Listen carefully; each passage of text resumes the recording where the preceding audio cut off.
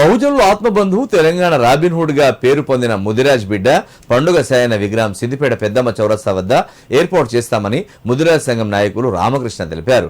ఈ సందర్భంగా సిద్దిపేట పెద్దమ్మ చౌరస్తా వద్ద ఆయన చిత్రపటానికి పూలమాల వేసి ఘన నివాళులు అర్పించారు. అనంతరం వారు మాట్లాడారు. తెలంగాణలో ఎక్కువ జనాభా కలిగిన ముదిరాజ్లో ఉన్న మహానుభావుల విగ్రహాలను సిద్దిపేటలో ఏర్పాటు చేస్తామన్నారు. సబ్బండ వర్గాల కోసం బ్రిటిషర్లతో పాటు మొగులతో పోరాడిన వ్యక్తి పండుగ సాయన అన్నారు. గత ప్రభుత్వంలో విగ్రహం ఏర్పాటుకు వినతి పత్రం అందజేశామని, స్థానిక ఎమ్మెల్యే మంత్రులు కూడా విగ్రహం ఏర్పాటుకు సహకరిస్తున్నారని తెలిపారు. త్వరలో విగ్రహాలు ఏర్పాటు చేస్తామన్నారు. కార్యక్రమంలో ముదిరాజ్ సంఘ నాయకులు పాల్గొన్నారు. ముదిరాజుల్లో 4 మహానుభావులు ఉన్నారు. వారికి సంబంధించి వారి జీవిత చరిత్ర, ముదిరాజు యువతకు వారు సమాజానికి చేసిన సేవ ఏంటి అనేది తెలియజేయడమే ముఖ్య ఉద్దేశంగా జిల్లాలోని ముదిరాజులందరూ, ముదిరాజ్ సంఘాలందరూ కూడా సిద్దిపేట పట్టణంలో ఉన్నటువంటి 22 ముదిరాజ్ సంఘాల పెద్ద మనుషులందరూ కూడా కలిసి ఆ జిల్లాలోని వివిధ ప్రాంతాల్లో విగ్రహాలు, మహనీయుల విగ్రహాలు నెలకొల్పాలని తీర్మానం చేయడం జరిగింది.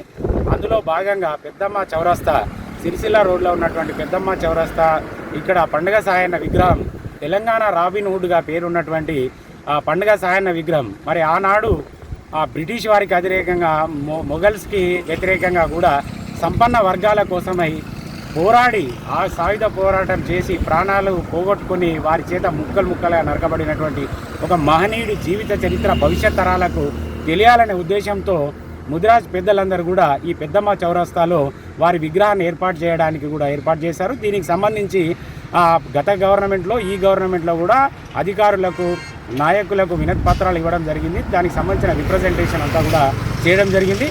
దానికి సానుకూలంగా ఎమ్మెల్యే గారు, మంత్రి గారు, ఎంపీ గారు, సంబంధిత అధికారులు, నాయకులందరూ కూడా సానుకూలంగా స్పందించారు.